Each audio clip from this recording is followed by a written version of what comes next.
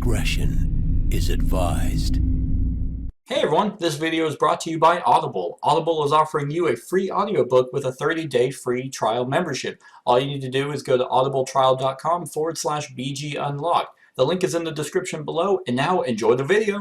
Hey everyone, welcome back to Board Games Unlocked, and today I'm going to be doing a kind of a mix between the top 10 and an interesting topic because about a month ago, I think this was a month ago, the issue of Game Informer came out. I know, magazine, right? How obsolete. I still get these in the mail.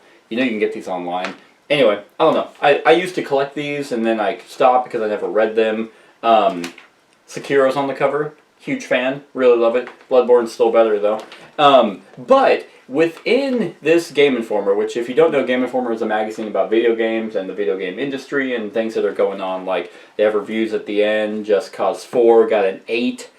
That's amazing. The game of the month was something. It's not even. It's here. It's here. The game of the month is. This is why I don't read magazines anymore. Because oh look, there's Resident Evil 2, the remake, which was fantastic. Super Smash Bros. Ultimate was the game of the month, and it probably got like a 10. I don't even know where it's at. Anyway, that's not the point. Anyway, the point is that they cover video games. But there was a segment in here that I thought was extremely interesting and worth talking about called The Best Tabletop Games of 2018. Now, for those of you who are in the board game, hobby and industry, like, pretty much we're video games, so here's video games and here's board games. Like, there's always going to be more people who play video games. That's just, they're easier to get into, I feel like. There's like a way bigger variety of video games out there that appeal to a great many people versus the board game industry. And a long time ago, like when my channel was starting, you could still go watch this video. I talk about why I like board games over video games, and that still holds true today, like almost 4 years later, 4 or 5, I don't know how long my channel's been up. But you should still go watch that. However, the board game industry, in my opinion, I feel is gaining a lot of traction. Like, there's a lot of games, like, there's been articles out there of Tainted Grail, whenever it came out on Kickstarter, being the highest grossing Kickstarter, of the year. And just a lot more people are getting into this hobby. Like, I know people who will ask me if they know what I do in my hobby. They'll be like, oh hey, I'm trying to get into some board games, do you have any recommendations? Or hey, have you heard of Settlers of Catan? And even though it's like, well, yeah, you fucking pleb, no, it's like, yes, I mean, Settlers of Catan is a gateway game for many people. Ticket to Ride, like, I have a coworker who talks about Carcassonne a lot. Him and his girlfriend, they play Carcassonne all the time, and they play with the expansions. And even though those are gateway games to people who have a expansive hobby like I do, it's still great, and that casual players get into those because that's how it starts. Now, the best tabletop games of 2018, like here, let me just read it by Matt Miller.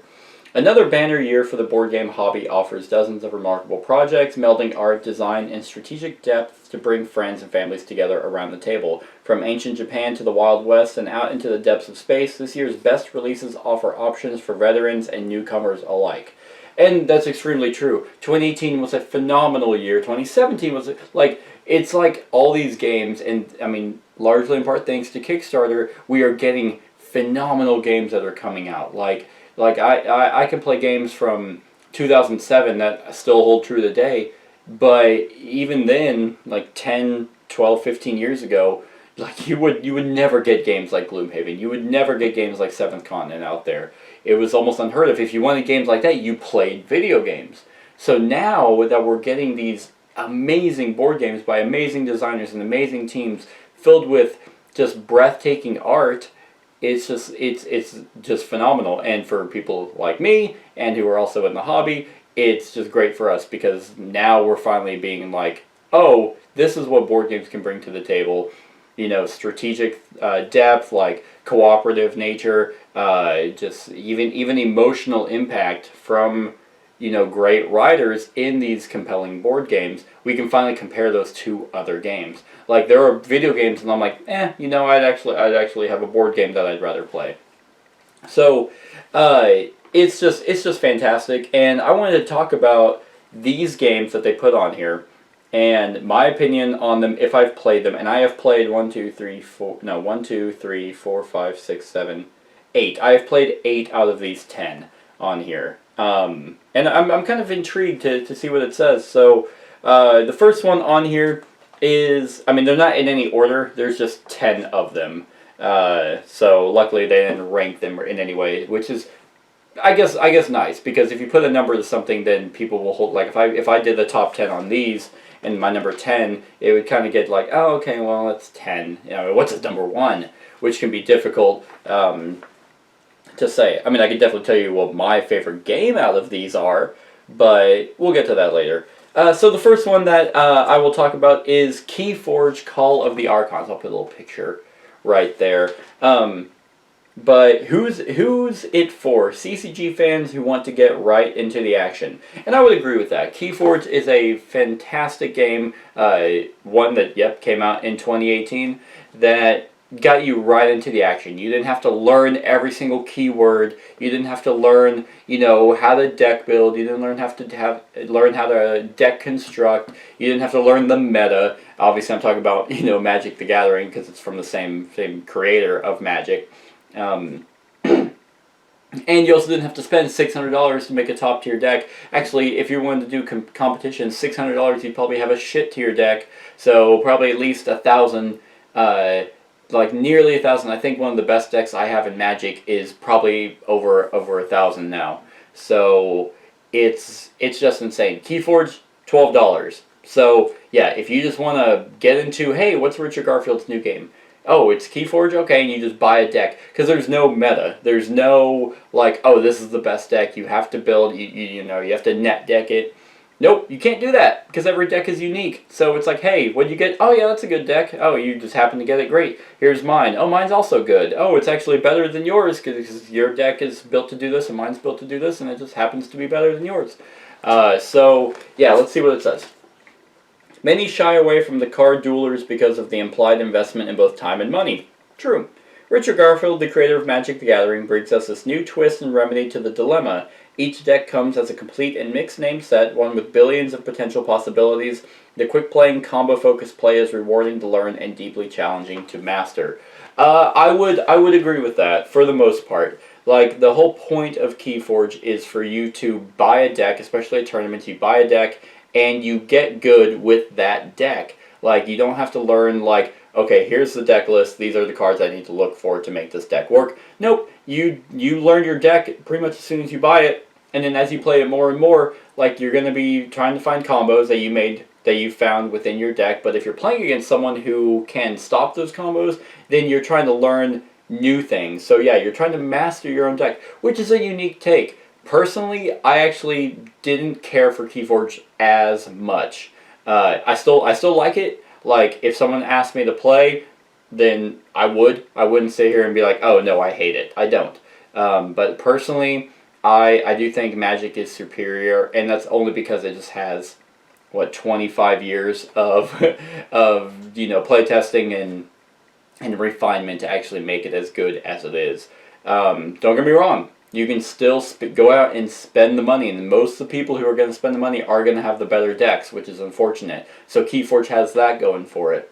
It's just, for me, I actually really like trying to think of a cool deck and trying to make the deck work. And if someone has a deck that is better than mine, it's not just because they luckily got a pack that makes the deck really good, versus me, it's like, oh, okay. But then again, $12, you get a shitty deck, oh well. Like, you're out $12. And it might not even be shitty, it just may be bad against who you're playing against. So, there's that. So, that is Keyforge, Call of the Archons. The next game that they have on here is Reef, which is kind of a, from what I understand, a kind of a more kid-friendly game, a very gateway-ish type of game. Who's it for? Abstract strategist ready for an ocean escapade. I'm going to read this. Reef is one of the games on here that I have not personally played, so I can't really chime in a whole lot, but I'll let you guys know what it says. The environmental overtones of this game are abundant, but it's the elegant play that wins accolades. Players build their own coral reef from colorful stackable pieces and score points for creating particular configurations. Learning the rules takes minutes and is welcoming to all ages. Don't be fooled by the colorful aesthetic. This is an engaging challenge for players of any skill level. If you have watched my... Oh, did I do the one? Yeah, I had to do the top 10 for 2018. I think for Brad's list, Reef was actually on it. So, I know I give him a lot of crap for his game choice.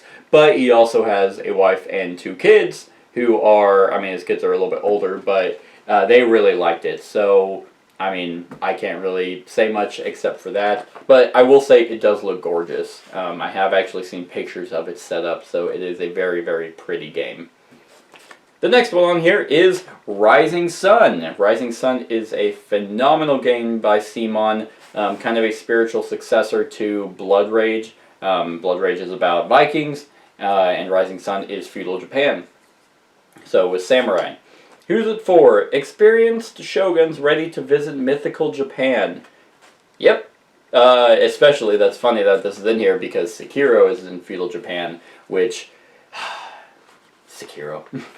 But I love feudal Japan settings, so like while I was playing this, I was like, we ended up playing Rising Sun a little bit later, and it's just so good. The breathtaking art in miniatures may be the thing that catches your eye, but it's the manifold strategic choices that make Rising Sun an instant classic. I wouldn't say instant classic, I would say it's definitely going to stand the test of time, just like Blood Rage has for the past 4 years, something like that. Like it's still like Simon, they've done great games, but probably Blood Rage and Rising Sun are their best by far. Lead your clan to victory across a mythological feudal Japan where honor must be satisfied as you wage wars, forge alliances, and summon legendary monsters. Innovative turns and action options are sure to impress experienced player groups. So with Rising Sun, what they did a lot different was it's very negotiation heavy. Like politics are a huge part in it. Blood Rage, not so much. You can probably try and negotiate, but you're kind of going to build your clan to do what you want. Either just kill a lot of people or die in glorious battle and get points for that. The great thing about both Blood Rage and Rising Sun is there's strategic options to do almost whatever strategy you want to go for. And both have these amazing miniatures, like just beautiful miniatures, and they also let you have your own monsters. So once you recruit them, they're yours for the rest of the game, which is fantastic. So with Rising Sun, since it's so politics heavy, it doesn't appeal to everyone. Some people don't like negotiation, and I get that. I very much do. I personally love it. Like, I love negotiation in games because in Magic, I play Commander, and Commander's, very negotiation heavy because it takes a while for your deck to get going. So you have to definitely work with other people and try and make deals, and you want to do this in Rising Sun. Another thing that they have that I really like is each clan is unique. They have their own abilities and their own strengths. Well, I wouldn't really say weaknesses, but it's like they have their own unique ability that makes everyone be like, man, I really want that one, but you're also like, I want that. Like, everyone has their strategy. Blood Rage, you don't have that, but pretty much from the first card draft, you kind of have your own unique ability, so it just takes a little bit for your clan to finally get to where you want it, whereas Rising Sun, you have a unique ability. Then there's like I said, the politics, the alliances, that whenever you're doing action selection, then if you're allied with someone, then you both get a benefit. So there's just a lot to that. And personally, I mean, Vikings are cool, don't get me wrong, but I love feudal Japan way more as a theme. So, yep, that's Rising Sun. The next one is Betrayal Legacy. Who's it for? Horror fans in for the long haul. So that is true. Betrayal at the House on the Hill is what this game is based off of. So it's just Betrayal at the House on the Hill Legacy. If you don't know, a legacy game is one that changes over time. So there's 13 games in Betrayal Legacy, and you make permanent choices, write on cards, rip cards up, put stickers on the board, and you do a whole bunch of that, and by the end of it, you will have your own unique game. Betrayal at the House on the Hill was always that B-horror movie kind of stuff, the cliche, like, oh, you see blood coming off the walls, roll a sanity check, and then at some point, there will be a traitor, but they might say that. So, Betrayal at the House on the Hill has entertained gamers for years as players work together to plunder a haunted mansion until one of you turns traitor. Great. The new Legacy game replicates that conceit, but extends the story across generations of families that return to the same perilous locale. As the centuries pass, new horrors reflect historical fears, and your personal and unique stories and artifacts come back to haunt you. So without saying spoilers, I have not finished this. I have done 5 games of Betrayal out of 13, and for us, personally, 1, life kind of got in the way, but 2, like, we just kind of, it kind of petered off for us. Like, it was pretty much, and I'm sure, like, new things will come in, but it just kind of felt like we were playing 5 games of Betrayal at the House on the Hill in a row, and it's like, I like Betrayal at the House on the Hill, don't get me wrong, I love it, I love building the house, I love the traders, most of the stories are really good, or the haunts is what they're called, but some of them aren't, and you just kind of, out of 100, it's like, well, chances are some of them are going to suck. But with Betrayal Legacy, I was like, man, I really don't want to play this 13 times. Like, I'm not really into it. But if you, because I mean, the channel, and anyway, if you do have that time and you really love Betrayal at the House on the Hill, I do think Betrayal Legacy is for you. Because especially if you're like, well, I'm trying to get into a Legacy game, what should I do? This is probably a really good one to start if you love Betrayal at the House on the Hill. If you don't, Pandemic Legacy is where you should go. But it's lighthearted, and I mean, don't get me wrong, the haunts were a lot of fun. It's just, I really don't want to play this 13 times. But that's kind of where I'm at with Betrayal Legacy. The next one is Detective, a modern crime board game, which is a horrific title. Like, it don't get me wrong, it's accurate. Like, the game it's accurate with that title. It's just, if I'm, hey, you guys want to play Detective, a modern crime board game? No, that sounds boring. Well, you're wrong, because it's not. Who's it for? Investigators looking for immersive deduction. Very, very true. Combining innovative board game mechanics with a real-world online database, Detective seamlessly integrates digital elements into play. As the web of clues broadens in each case, players must connect the dots even if they don't have the full picture. Immersive in a way few other board games have managed, the thought-provoking gameplay creates the illusion of real police work. That is just absolutely true. Like, Detective is just phenomenal. I love this game. Like, it has basically killed Sherlock Holmes Consulting Detective just because of how innovative Detective really is. They put so much work into this database that, like, their online website feels like you're actually working as a detective agent. Like, you're going to be analyzing clues, interrogating suspects, not physically, like, you're not actually talking to someone, but you feel like you're the people interacting with them. The descriptive nature of their writing is just so top-notch. Like, a best example I've given is that, like, you go to, I can't remember, you go back to headquarters trying to figure something out. And I'm not going to spoil anything for the cases because they are connected. There's 5 cases in the base game, and they they interconnect. So, but it was like, yeah, you're sitting at your desk with your with your computer on, with a cup of coffee in your left hand and your phone in your right hand, and it's like, yeah, that's probably what I would be doing. Like, I do that in my current job, is I'll have my desktop on, I'm doing stuff, but then it's like, oh, while I'm waiting for that to do something, I'm going to pull something on my phone, and oh, wow, it's because I've worked for 13 straight hours, yeah, I'm going to be on caffeine trying to figure out this case. And boy, oh boy, are these cases, like, insane. Like, it starts off like, really, like, I don't know, they just did such a good job. Like, things that you wouldn't care about in real life make you feel like you don't care about it in the game, and you're like, fine, I guess I'll go, and you do it, and it's just like, what did we just stumble upon? The last game I played, like, I felt like I really stumbled upon something in real life, and I was like, is this real? So, Detective is just amazing. Now, if you are looking for something a little bit less challenging, then I would say Chronicles of Crime or the Sherlock Holmes game. Sherlock Holmes is very challenging, but they have multiple cases that are, kind of more beginner than others. Detective, like, I've thought about buying a whiteboard to like a big whiteboard that I like roll in and write on. And I'm like, oh, okay, so this person was here, and then they were here at 6 o'clock, and then but they said that they were here at 5 o'clock, but then it's like so, and then like the beautiful mind strings, and you're like, who did it?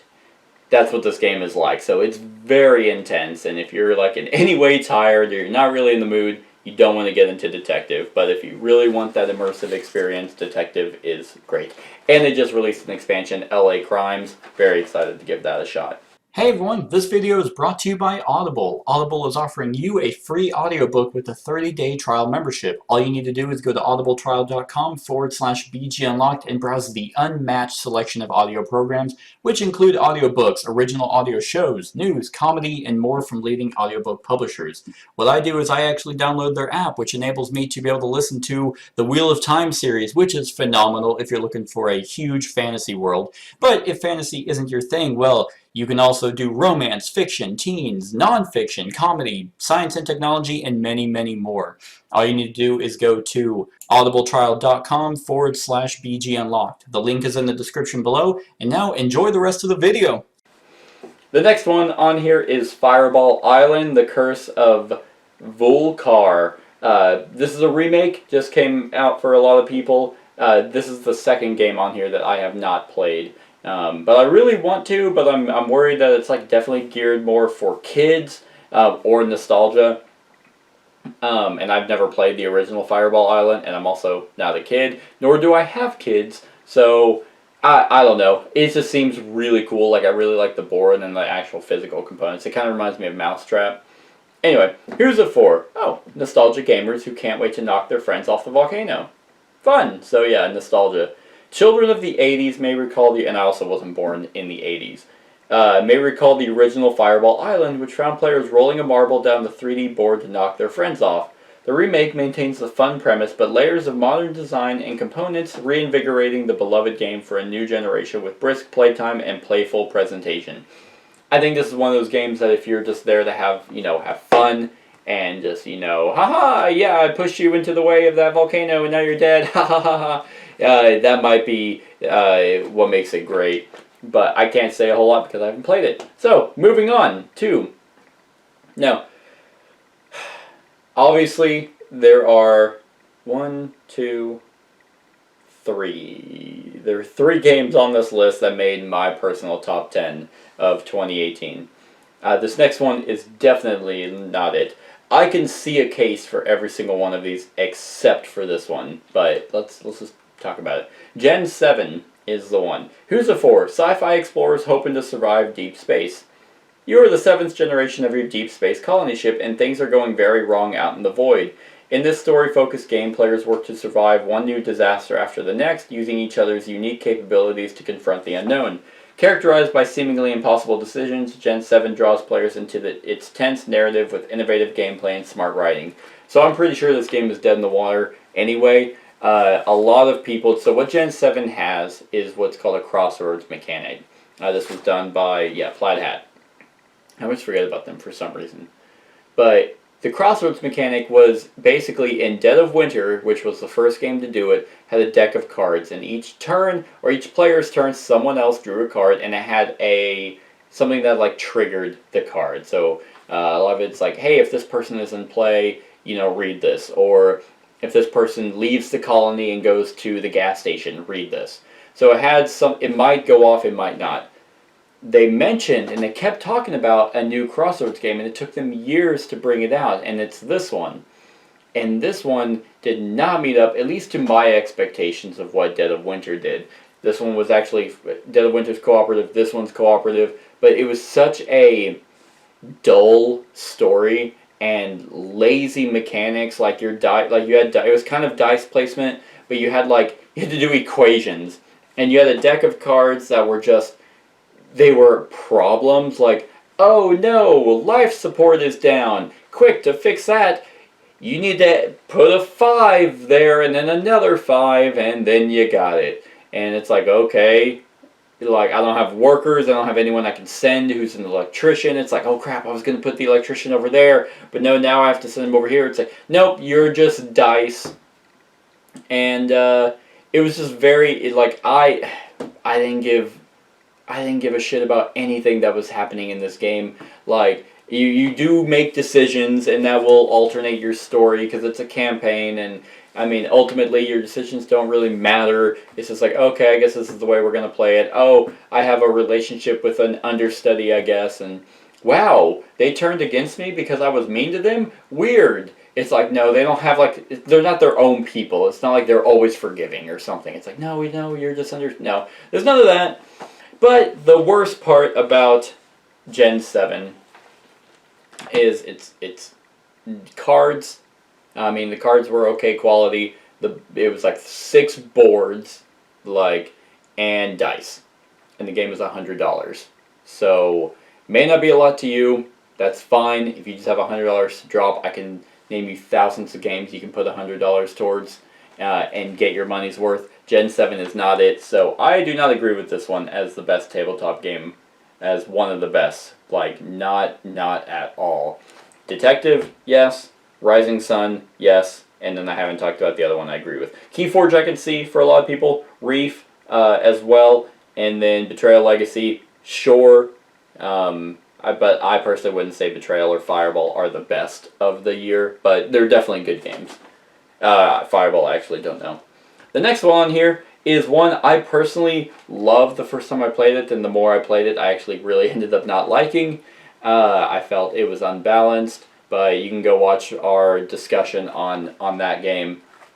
I have actually done I've done videos for all of these except for Reef and Fireball Island. Keyforge, I did a no run through review, so you can go watch that. Betrayal Legacy, I have done a few episodes on those. Rising Sun, I've done the run through for, and the discussion. Detective, run through and discussion. Gen 7, no run through review. And this next one, Western Legend by Colossal Games. Who's it for? Cowboys ready for a sandbox of outlaws, marshals, and gunfights. Yeah, okay. I mean, sure. It's a good year for open-world cowboy exploits. In the board gaming world, Western Legends puts you in the shoes of a fabled gunslinger like Annie Oakley. Annie, you Oakley, Annie. Or Billy the Kid, and sets you loose to make your fortune. Rob the bank or win a hand of poker. Rob the bank or win a hand of poker. Rob the bank? Oh, you're going to rob the bank again? Oh, rob the bank, huh. Rustle cattle or hunt down outlaws. The breadth of activities is impressive and victory is possible on either side of the law. So he's not wrong, like, in this, statement. Like, yes, you can do all that. In Western Legends, it is a very good Western game. It represents the West very, very well. However, it was displayed as a sandbox game, which is also not entirely incorrect. You can do whatever. Like, hey, I'm going to go rob the bank, then I'm immediately going to kill this guy, then I'm immediately going to go play some poker, then I'm going to go rustle some cattle. You can do all that. You can rob the bank multiple times if you want. However, if you want to win the game, you're going to do you're going to do this over and over. If you're an outlaw, you're going to rob the bank. That's all you're going to do. And if you're a marshal, you're just going to go after anyone who's outlaws. Oh wait, but if no one's outlaws, then you're going to be rustling cattle. And that's pretty much it. So you want a blend of people going for outlaw and going for marshal. But if you don't have people who want to do that, then the game's kind of is just not there. It's not for that play group. I have personally found that the outlaw is broken because he gets points at the end of every one of his turns versus marshals have to hit a certain track. The argument with that is that outlaws can lose their points and marshals can never, not lose their points, but lose their progress on the outlaw track if they're ever arrested or somehow go to the good side. Then they lose all that progress and have to start over. Marshals will never do that unless they willingly go to an outlaw. So there's a little give and take. However, I don't know. I just personally, I really like the theme, and I loved this game until I kind of saw everything it had to offer. Then I'm like, oh, okay, this isn't really for me. But I can see why a lot of people think Western Legends is one of the best games. The next one on here, and there's 2 more, so this one and one more, is another game by Plaid Hat that's on here called Stuffed Fables. Who's it for? Families ready for cooperative adventure. Very, very true. I've done a few videos on Stuffed Fables with Kat and I. Sometimes I buy games because I think she'll just like them because they're cute. Stuffed Fables is adorable. And it's actually a really good game too. Like it's based off of the Mice and Mystics universe, where Mice and Mystics, you were mice or men that were shrunk down into mice, and then Stuffed Fables is you are a little girl's animal group that is comes alive to protect her from a bunch of different campaigns. So families can't go wrong with this delightful fantasy about stuffed animals who must save their beloved little girl from an evil mastermind. The pages of the adventure book serve as the actual board, with each page a new story to explore. Everyone cooperates to win, sharing stuffing after the baddies knock it out, even as the narrative beats quietly echo the milestones and trials of actual childhood. According to people who have kids, especially little kids, that rings true. Like, from what I understand, like the first one is like the big bed. Like it's like the first time their kid is going from their whatever crib. I don't really know how long, and then to a tiny bed, and then now hey, here's your own big bed. Like you're growing up, and it's scary. And then in the first story, I mean spoilers, I guess, but some creatures under the bed steal her blanket, and you as the stuffies have to go and retrieve it. And personally, even though I don't have any kids, I can't relate to any of this in any way. I still have my stuffed bear from whenever I was born, and I love it, and I'll cry if anything happens to it. I don't plan on giving it to my kids because I don't plan on having kids, but it's like a wholesome game. Like a lot of people loved Stranger Things, for example, because it wasn't like Game of Thrones. It wasn't constant betrayal and murder and rape, and it wasn't all that. It was, hey, here's some kids trying to save their friend from an evil dimension, an evil being in a different dimension. Stuffed Fables is kind of the same. It's like, hey, yeah, we don't bleed. We're not like getting our legs ripped off, or if we are, it's just stuffing, and we can put it back in. It's cooperative. Hey, we have to ride on a, I don't want to spoil too much, but yeah, there's different chapters. Like there's, and the way they do their book, I think is really cool. And I know they're cosmonauts, I think, or coma knots or whatever. They did a similar thing where it's like a adventure book, and you just flip it, and hey, that's the board. I really like that. Love the system. Stuffed Fables is adorable, but it's obviously not for everyone. Like I definitely do think it's geared more towards families with little kids who want to get them into gaming. And the last one on their list is Root, which pretty much shot leader games up to the top and to everyone's attention, because they did Vast, which got some people's attention, but Root just took off. Who's it for? Whimsical woodland creatures ready for a brutal fight. Yes, that is true. That's funny. Whimsical woodland, yeah. Anyway, marvelous asymmetric designs take center stage in Root, in which equal but drastically different factions of anthropomorphized. Wow, anthropomorphized.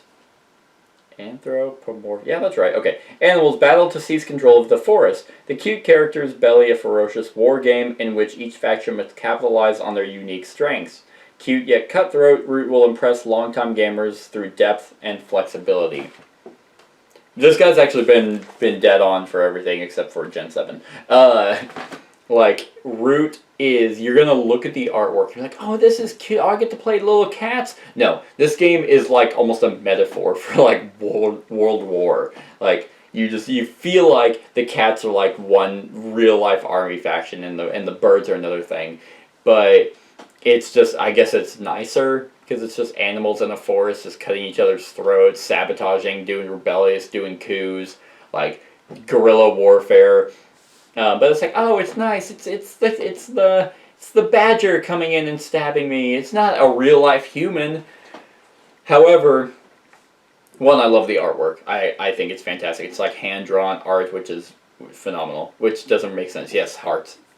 You look up the artwork, it'll make sense.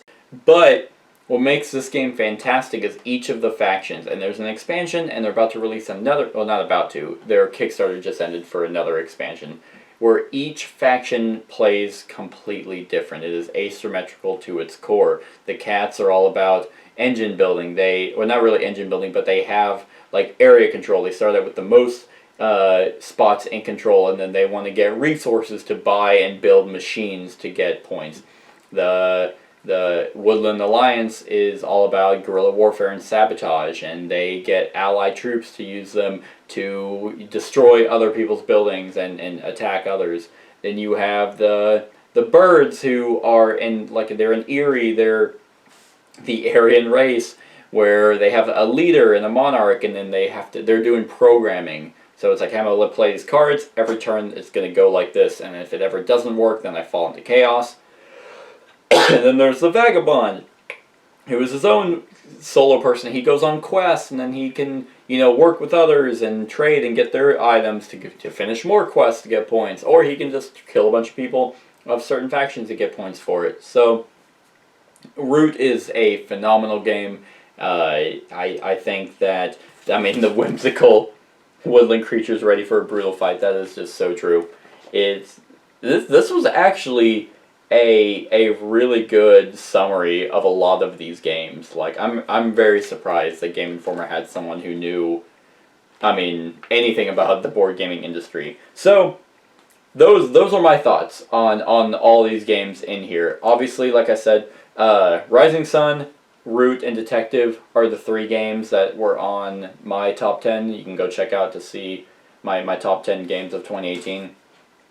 But you can make a case for any of these, except Gen 7. But any of these are for a specific group of people. I think they did a really good job making it like 10 games that, hey, here's your war gamers, here's your family gamers, here's your gateway gamers, here's your story gamers. Like, there's a game for everyone here, and I think that's phenomenal. And that's what makes board gaming so awesome.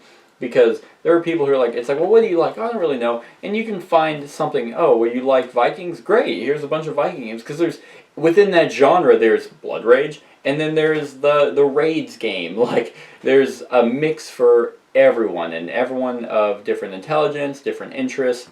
Even over the years, you guys have seen Devin on my channel, like, I've found out more of what he leans towards, game-wise.